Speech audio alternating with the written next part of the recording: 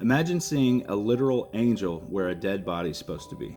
Well, the angel at the empty tomb in Mark 16 proves one thing. Jesus always keeps his promises. The women came there expecting to anoint a dead body, but instead found living proof that Christ's words never fail. Lock in, let's get into it. So in Mark 16, it's 3 days after Jesus' crucifixion.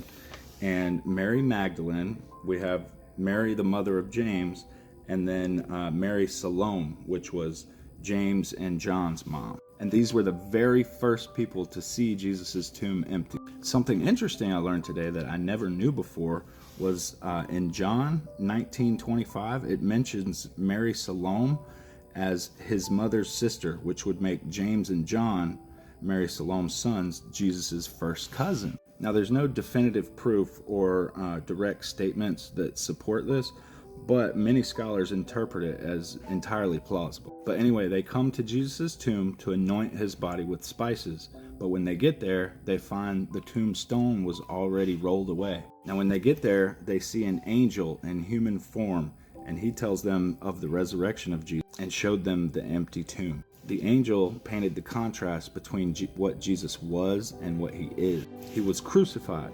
Beyond all doubt, that means he was dead. Now the angel says he is risen, not only resuscitated, but resurrected. Now there's a difference. People had been resuscitated before, like Lazarus. He was raised from the dead, but he would eventually again die in that body. Resurrection is living again, but in a new body, perfectly suited for life in eternity. Christ was the first to be resurrected. The resurrection proves that though Jesus died on the cross looking like a common criminal, he was the perfect, sinless man. His death was out of love and self-sacrifice to bear the guilt of our sin.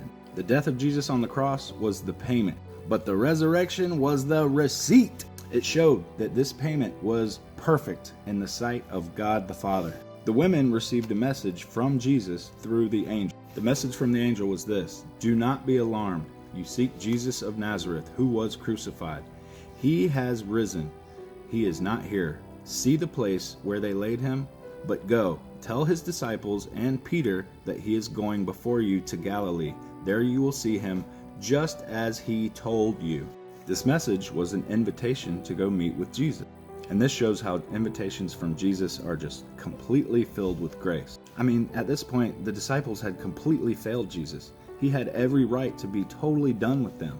Yet, he extended grace with his invitation. This shows us that the invitations of Jesus are always fulfilled. He said he would meet them in Galilee, and indeed, he did. See, when Jesus invites us, he wants to reveal himself to us. The angel said, "He is going before you into Galilee.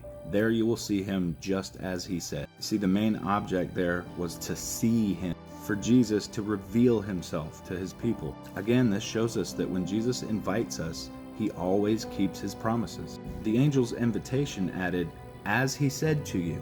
You see, what Jesus says he will do, and he can never fail in any promise that he has made to you. Isn't God good? That's like just one example of 10,000 where Jesus and God keeps their promises to his people. He's going to keep his promises to you. You can stand on that.